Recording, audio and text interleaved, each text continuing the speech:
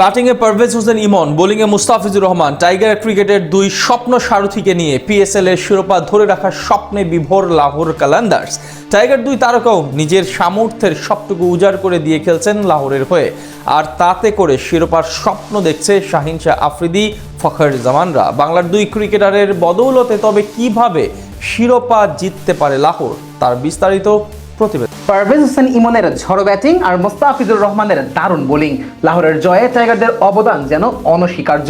দুই টাইগার ক্রিকেটারের অসাধারণ নৈপুণ্যে তাই জয়ের ধারায় ফিরেছে পিএসএল এর বর্তমান চ্যাম্পিয়ন লাহোর কালান্দার্স। মুলতান সুলতানের বিপক্ষে তুলে নিয়েছে স্বাচ্ছন্দ্যের জয়।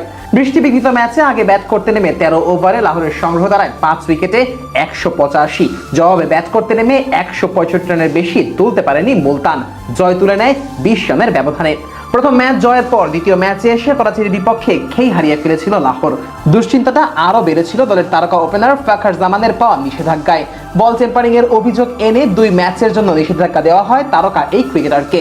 ফখরের অনুপস্থিতিতে ইনিংসের গোড়াপত্তনের দায়িত্বটা সামলাবেন কে, সেটা নিয়েই বেশ দুশ্চিন্তায় ছিল লাহোরের টিম ম্যানেজমেন্ট। তবে তখনই লাহোরের ত্রাতা হয়ে আসেন পারভেজ হোসেন ইমন। ফখরের পরিবর্তে ওপেনিং এর সুযোগ পেয়ে ঝড় তোলেন টাইগার এই ক্রিকেটার।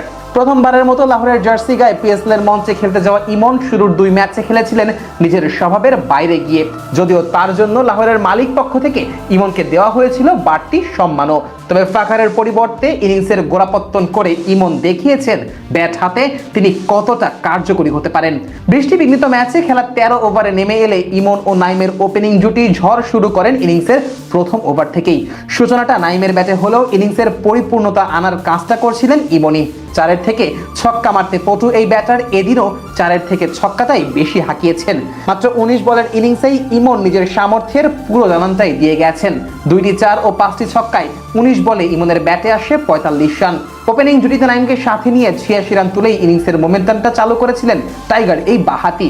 আর এই মোমেন্টামে ভর করেই শেষ পর্যন্ত কার্টল ওভারের ম্যাচে বড় সংগ্রহ দাঁড় করায় লাহোর। বড় সংগ্রহ দাঁড় করালেও মুলতানের ব্যাটাররা দ্রুত রান তুলতে ওস্তাদ, তাই কিছুটা হলেও ভয় ছিল লাহোর শিবিরে। যদিও সেই ভয় থেকে পরিত্রাণের জন্য তো তাদের দলে আছেই টাইগার সেন্সেশন মুস্তাফিজুর রহমান। শেষ পর্যন্ত সেটাই হয়েছে, লাহোরের ভয়টা কমিয়ে দিয়েছে এই টাইগার বাহাতি। আগের ম্যাচে সেঞ্চুরি হাঁকানো শাহিদজাদা ফারহানকে ফিজ ফিরিয়েছিলেন নিজের প্রথম ওভারেই। বড় লক্ষ্য তারা করতে নেমে শাহিদজাদা যেভাবে শুরুটা করেছিলেন তাতে তার উইকেটটাই সবচেয়ে বেশি দরকার ছিল লাহোরের জন্য। সেই সাথে নিজের পরের ওভারে শান মাসুদকেও মুস্তাফিজ নিজের জাদু দেখিয়ে বিদায় করেছেন। আর এই 2 উইকেটই শেষ পর্যন্ত লাহোরের ম্যাচ জয়টা সুনিশ্চিত করেছে। আর তাই তো ম্যাচ শেষে অধিনায়ক শাহিন শাহ আফ্রিদির কাছ থেকে বিশ্বসেরার তকমাটাও জিতে নিয়েছেন মুস্তাফিজ। ব্যাট হাতে পারভেজ হোসেন ইমন আর বল হাতে মুস্তাফিজুর রহমান, 2 ডিপার্টমেন্টে লাহোরের ভরসা এই 2 টাইগার ক্রিকেটার। আগের মৌসুমে রিশাদ, সাকিব, মিরাজদের পারফরমেন্সে ভর করে শিরোপাটা নিজেদের নামে করেছিল লাহোর। আর এবার আবারও সেই বাংলাদেশিদের হাত ধরেই লাহোর চাইবে শিরোপার গায়ে নিজেদের নাম লেখাতে।